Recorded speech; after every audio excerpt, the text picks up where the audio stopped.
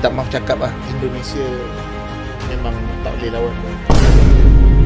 Suka ataupun tidak, Indonesia kini merupakan pasukan terbaik di Asia Tenggara. Erick Thohir ini akan membuat perubahan yang besar. Malaysia jadi tuan rumah, lepas tu tengok Indo, tengok Filipina.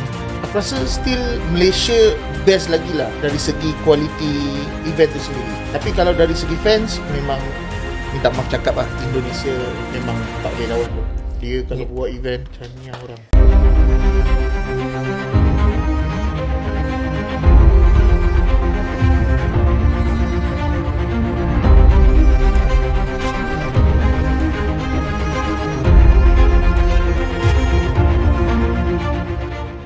Kesal karena timnas Malaysia tidak maju-maju, pemilik klub JDT atau Johor Darul Ta'zim yang bernama Tunku Ismail mendesak Federasi Sepak Bola Malaysia alias FAM untuk meniru langkah Erick Thohir. Tunku Ismail mengkritik FAM atas ketidakmampuan mereka dalam memajukan timnas Malaysia. Menurutnya, FAM yang dipimpin oleh Datuk Hamidin tidak memiliki visi dan misi yang jelas, serta diisi oleh orang-orang yang lebih berfokus pada kepentingan pribadi dan afiliasi politik doang. Tunku Ismail menilai bahwa ini menjadi salah satu alasan utama mengapa sepak bola Malaysia tidak berkembang. Ya, mirip-mirip dengan PSSI di era sebelum Pak Erick lah ya. Sebenarnya FAM ini sudah beberapa kali ingin melakukan naturalisasi atau mengambil pemain keturunan dari luar negeri, tapi entah mengapa banyak yang gagal disetujui oleh FIFA. Lebih lanjut, Tunku Ismail mengatakan Erick Thohir adalah contoh yang bisa diikuti FAM dengan pendekatan yang profesional dan terencana, ungkapnya. Erick Thohir yang merupakan Presiden Persatuan Bola Sepak Indonesia sekarang ni bukan biasa-biasa tau. Dia ni merupakan bekas empunya pasukan Inter Milan dan DC United.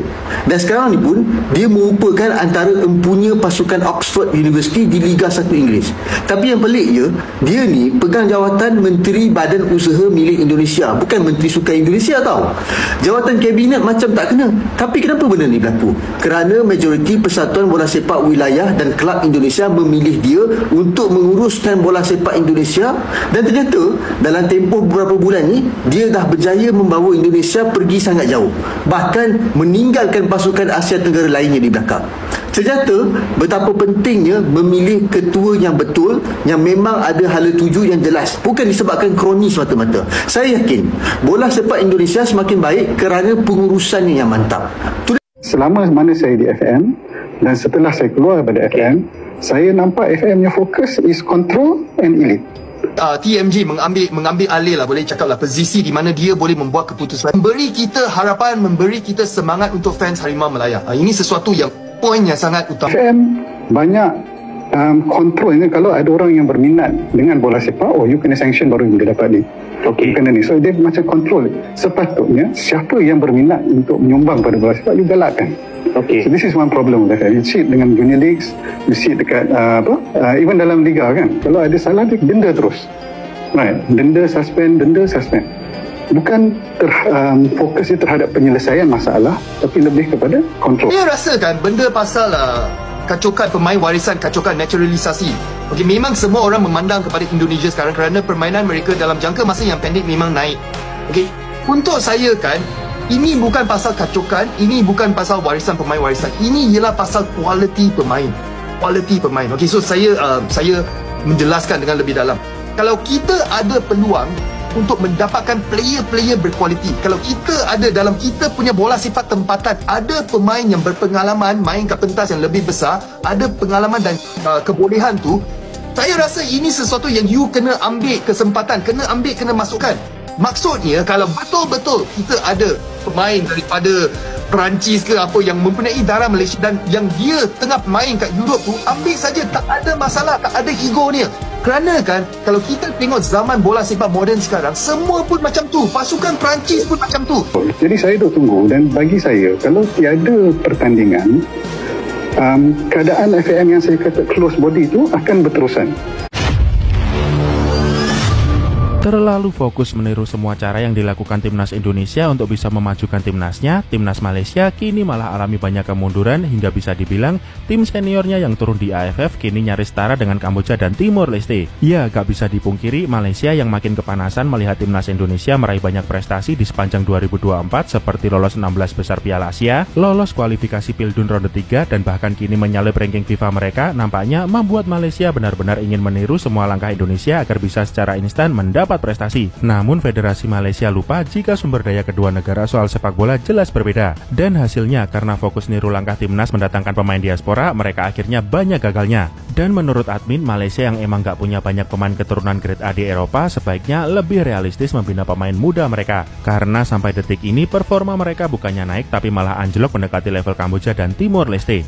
Suka ataupun tidak, Indonesia kini merupakan pasukan terbaik di Asia Tenggara. Berpuluh-puluh ribu peminat menggegarkan stadium utama Gelora Bung Karno, meraihkan kejayaan pasukan kebangsaan Indonesia menewaskan Arab Saudi yang berada di ranking ke-59 dunia. Indonesia adalah pasukan pertama yang berhasil untuk mengumpul 6 mata dalam pusingan ketiga kelayakan Piala Dunia. Sebelum ni, Vietnam dan Thailand masing-masing cuma dapat mengumpul 4 dan 2 mata saja. Walaupun aku puji pasukan Indonesia ni, aku tahu mesti akan ada fans mereka yang peli ataupun akan kutuk level pasukan Malaysia sekarang ni. Tapi aku okey je, sebab kita tahu tahap IQ yang memeli dan mencaci ni, diorang ni otak di tahap yang mana. So sekali lagi, tahniah kepada pasukan timnas Indonesia. Pundit Malaysia menyarankan, Malaysia perlu belajar dari Indonesia untuk kemajuan sepak bola.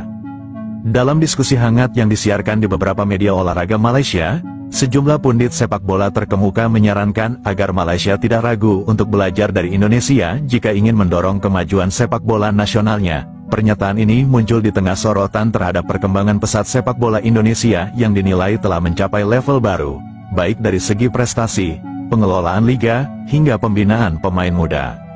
Salah satu pundit terkemuka, Ahmad Fauzi, mengungkapkan bahwa sudah waktunya Malaysia berbesar hati mengakui kekurangan dalam sistem sepak bolanya dan mengambil pelajaran dari Indonesia. Indonesia tidak hanya unggul di lapangan, tetapi juga dalam membangun ekosistem sepak bola yang solid.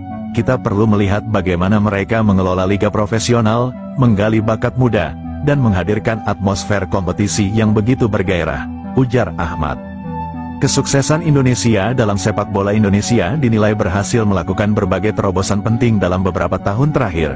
Liga 1 Indonesia kini dianggap sebagai salah satu liga terbaik di Asia Tenggara, baik dari segi profesionalisme maupun daya tariknya. Selain itu, Federasi Sepak Bola Indonesia, PSSI, juga semakin serius dalam mengembangkan bakat-bakat muda melalui kompetisi usia dini dan kerjasama dengan klub-klub elit Eropa. Tak hanya itu, prestasi timnas Indonesia juga semakin mencuri perhatian. Setelah tampil gemilang di turnamen-turnamen regional dan mulai diperhitungkan di tingkat Asia, Indonesia kini menjadi salah satu pusat perhatian sepak bola ASEAN. Banyak pemain muda Indonesia yang juga mulai merumput di luar negeri, membawa kebanggaan bagi negara sekaligus memperkuat pengalaman internasional mereka. Pembelajaran dari Indonesia di bidang lain selain sepak bola, pundit-pundit Malaysia juga menyoroti bagaimana Indonesia telah berhasil membuktikan diri di berbagai bidang lain, seperti budaya dan musik. Ahmad Fauzi menambahkan, Indonesia adalah salah satu negara dengan warisan budaya terkaya. Mereka mampu memadukan modernitas dan tradisi dengan sangat baik. Bahkan, musik Indonesia seringkali mendominasi pasar Malaysia. Menurut Fauzi, kesuksesan Indonesia di berbagai bidang ini merupakan hasil dari kerja keras, inovasi, dan kemauan untuk terus belajar dan beradaptasi. Hal ini menjadi pelajaran berharga yang seharusnya juga diadopsi oleh Malaysia, khususnya dalam membangun sepak bola yang lebih kompetitif. Berbesar hati untuk kemajuan pernyataan para pundit ini mengundang beragam reaksi dari publik Malaysia. Sebagian besar netizen setuju bahwa sudah waktunya Malaysia meninggalkan ego dan mulai membuka diri untuk belajar dari negara tetangga seperti Indonesia. Tidak ada salahnya belajar. Justru itu menunjukkan bahwa kita serius ingin maju, tulis salah seorang pengguna media sosial.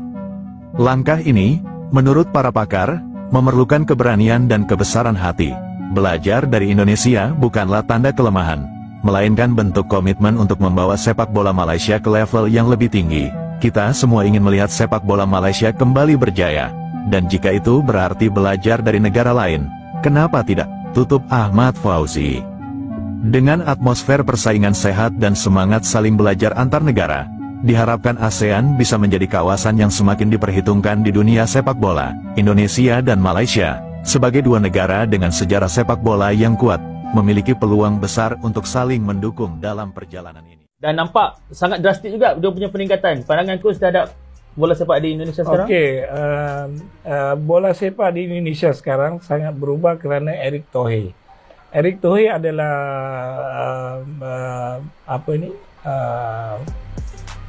pengurus atau yang mengendalikan saham Inter Milan.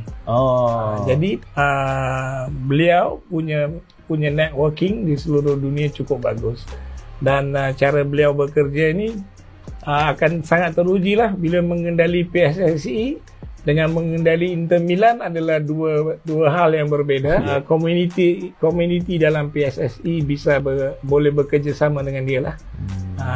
Ada Ratu Tisha juga. Ratu Tisha dan